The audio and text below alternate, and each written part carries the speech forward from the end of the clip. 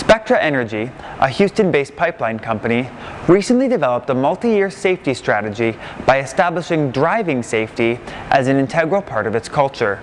Paul Greco, Spectra Canada's Director of Health and Safety, met with Canadian HR Reporter TV to discuss the initiative. Can you tell me about the program at Spectra Energy? A couple of years ago, we were looking at our driving safety statistics, and we realized that our performance was flat. We weren't getting an improvement. We put a lot of different programs in place, but yet we hadn't seen the number of collisions that we're having decrease. What we did notice, though, is on our personal safety side, we were seeing a continuous downward trend. So the number of physical injuries were decreasing. So we couldn't understand what was going on. So we took a more holistic review of our program to try and understand what are we doing and what can we change. So we went out and did a bit of a benchmarking exercise.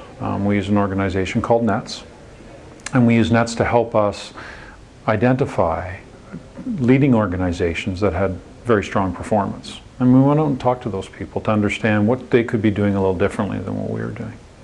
Well, we quickly realized it was all about culture and behaviors and trying to change the mindset of the driver, of our workers when they were driving. What we realized was we believed that drivers were looking at that task not as a working task, just something to get to the job. But the reality is it's another task that they do, and it's a very risky task. It's probably one of the highest risk tasks that a worker does in our environment in a given day. So we wanted to change their culture. How did you change your culture? To change culture, you need to go from a way of thinking to a new way of thinking. And you do that through structured programs. So what we did was we put a more strategic view of what programs we needed to put in place in order to move it along.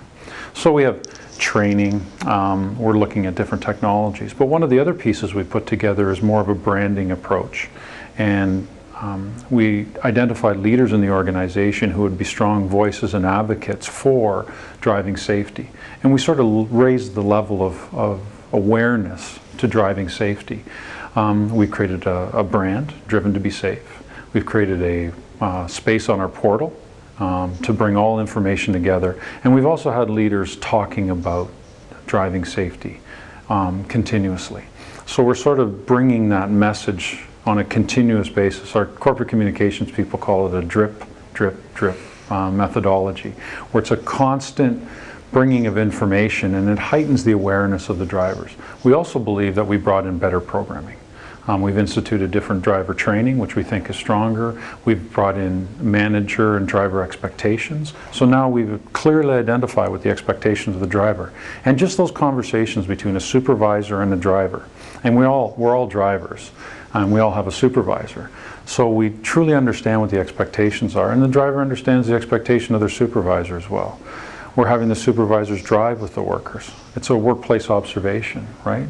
We go out to the field and watch the workers work in the field, and we're asking the supervisors and managers to go out with the drivers and observe them in that activity as well.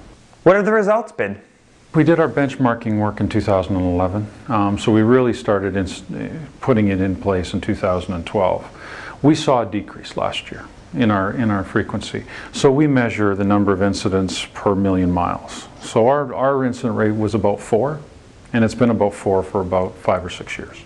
It'd come down from about 7 or 8, so we did see marked improvement, but it just plateaued. Last year we saw it move down to 3.55. And from our perspective, that's a significant change. Now, I'm hoping that change is not just a statistical blip, but it will continue. And so far this year, we've seen great results as well. We've seen about a 20% reduction in collisions again this year across the organization. So we're hoping that the change in the focus is making a difference.